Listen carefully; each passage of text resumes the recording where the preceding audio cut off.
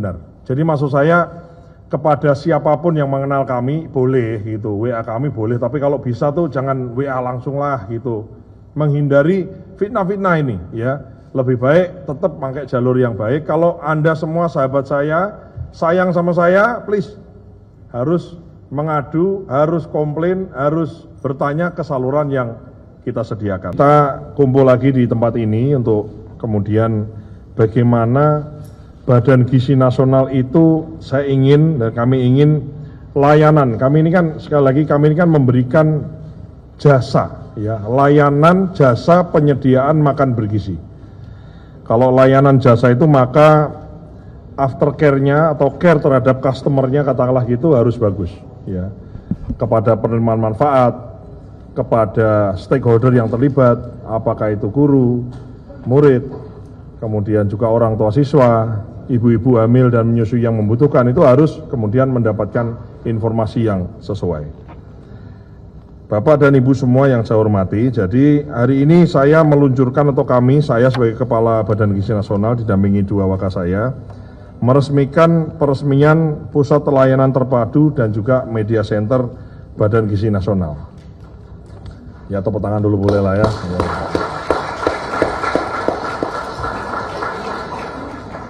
Ini menunjukkan komitmen sebagaimana sudah saya sampaikan di awal-awal dulu. Kita ini maunya terang benderang, tidak ada yang sembunyi-sembunyi, tidak ada yang diam-diam, tidak ada yang gelap-gelap, semuanya harus terang benderang. Maka pusat pelayanan terpadu itu adalah zona hijau namanya. Jadi semua orang diterima di tempat itu. Zona hijau di mana orang boleh ketemu sama orang di tempat itu. Maka ada juga kalau ada zona hijau maka ada namanya zona merah. Zona merah itu misalnya seseorang yang berkepentingan itu ketemu dengan pejabat dengan kepentingan dia, itu nggak boleh. Ya, jadi segala aduan, segala hal yang memang perlu dibicarakan harus dibicarakan secara resmi. Termasuk saya pribadi membatasi orang-orang yang barangkali dia punya dapur, dia mitra, dia supplier lah, dia entah apalah begitu, saya membatasi untuk tidak saya terima di ruangan saya. Sekali lagi, belum tentu kalau saya terima itu kemudian saya bicara hal-hal yang tidak etis, tapi kalau saya terima itu membuat orang menduga-duga. Jadilah yang namanya fitnah gitu. Jadi saya daripada menjadi diduga-duga oleh orang, apalagi diduga-duga oleh publik, diduga-duga oleh netizen, diduga-duga oleh masyarakat, dan itu diduga-duganya adalah diduga-duga yang negatif, lebih baik itu kita hindarkan. Dan saya bersama dua wakil saya berkomitmen dan kami membawa budaya ini sampai ke level bawah. Di level eselon 1, eselon 2 dan seterusnya, saya larang dengan keras menerima pihak-pihak yang berkepentingan secara gelap-gelap, diam-diam, semuanya harus direspon dengan cara yang proper, yang baik ya. Saya ingin Badan Gizi ini memiliki semacam SLA atau standar layanan yang betul-betul handal ya. Jadi pusat pelayanan terpadu itu adalah tempat curhatnya orang, tempat mengadu orang. Di situ ada call center-nya.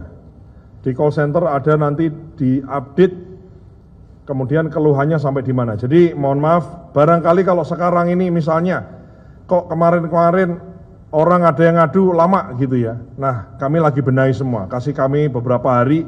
Ini insya Allah semua aduan ada nomor aduannya itu di follow up sampai di mana, sudah ditanggapi gimana dan lain-lain.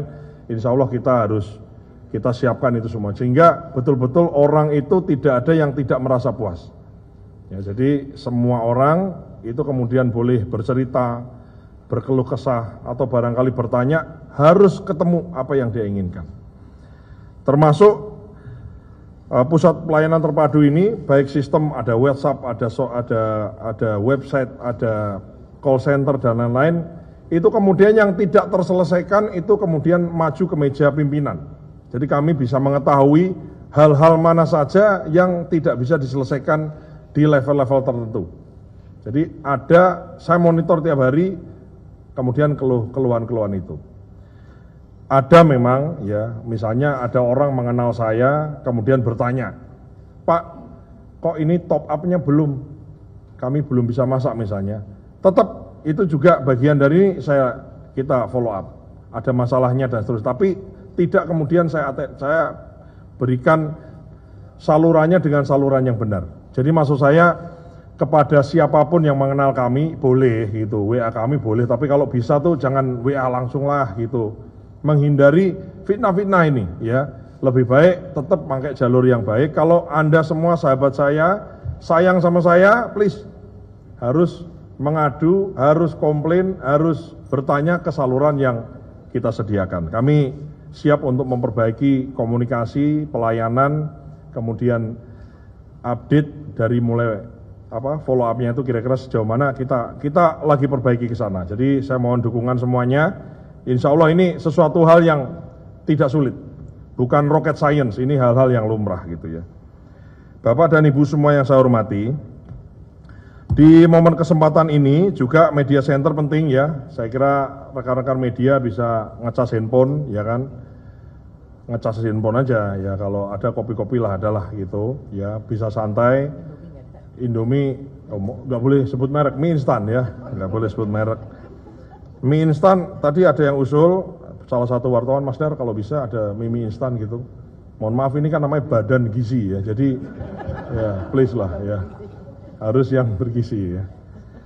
Jadi kita namanya BGN itu berawalan dari huruf B, jadi kami ingin BGN itu baik, bagus, benar, bersih, dan bergizi.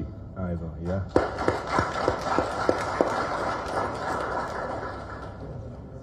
Ada dua hal saya sampaikan, kita tegas dalam menegakkan peraturan, kita tegas dalam ibaratnya kita memberantas hal-hal yang tidak baik, tapi kita juga harus apresiasi dari sekian banyak hal yang sudah baik, kita harus apresiasi.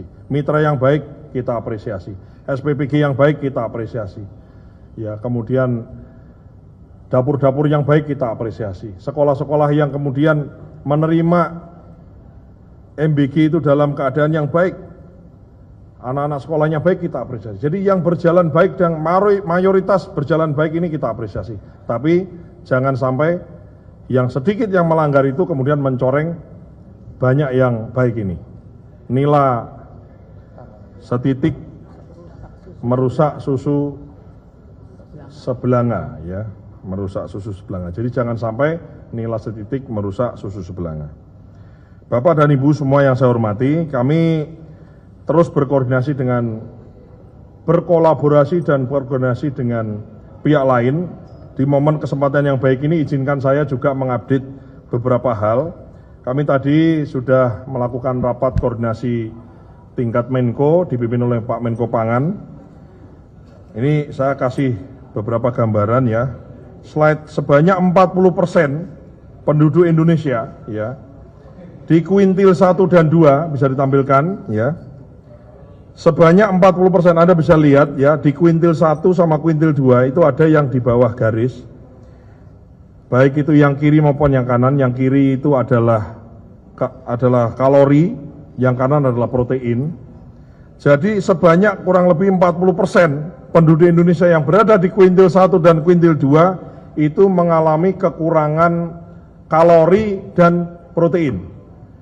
Mohon maaf kasarannya, kurang makan. Ini menyedihkan, tapi ini realita yang juga harus kita hadapi, bahwa 40% itu kira-kira 116 juta.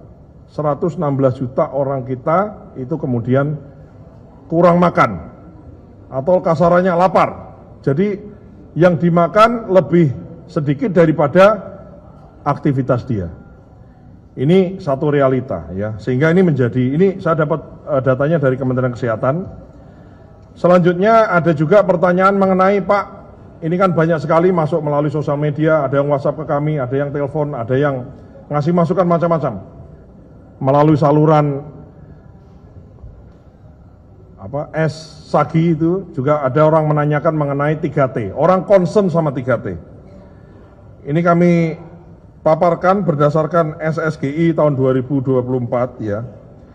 peta sebaran prevalensi stunting di Indonesia di tahun 2024. 20 kabupaten kota terendah, 182 kabupaten sedang, 220 kabupaten kota tinggi, dan 92 kabupaten kota sangat tinggi.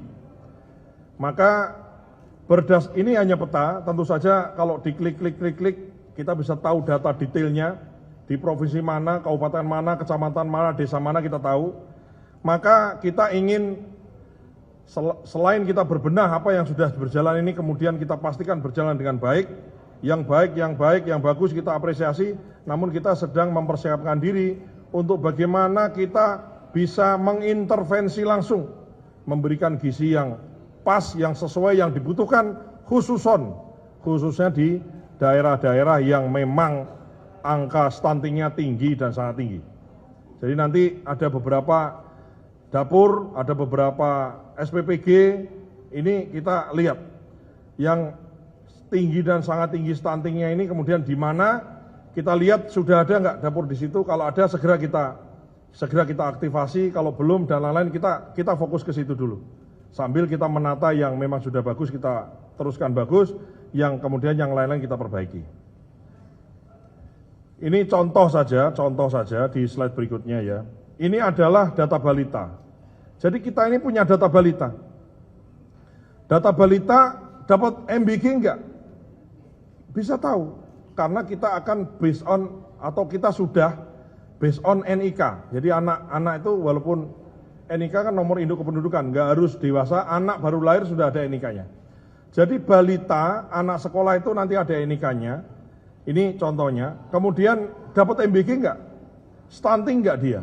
Datanya ada di Kemenkes, kemudian kita cross data antar lembaga sehingga kita bisa tahu anak sekolah, SD, SMP, SMA, balita, ibu hamil ini ada di mana, kondisi kesehatannya seperti apa, dapat MBG apa tidak. Setelah dapat MBG lebih baik apa tidak? Ngeceknya bagaimana Pak Kabadan? Cara mengeceknya adalah melalui cek kesehatan gratis. Jadi ada cek kesehatan gratis, maka untuk anak-anak balita, ibu hamil ini sama anak-anak sekolah bukan hanya sekali, kami mengusulkan ada pengecekan kesehatan gratis ini dilakukan lebih dari sekali sehingga subscribe, share, like, and comment. Subscribe, share, like, and comment. Subscribe, share, like, and comment. Subscribe, share, like, and comment. Subscribe, share, like, and comment.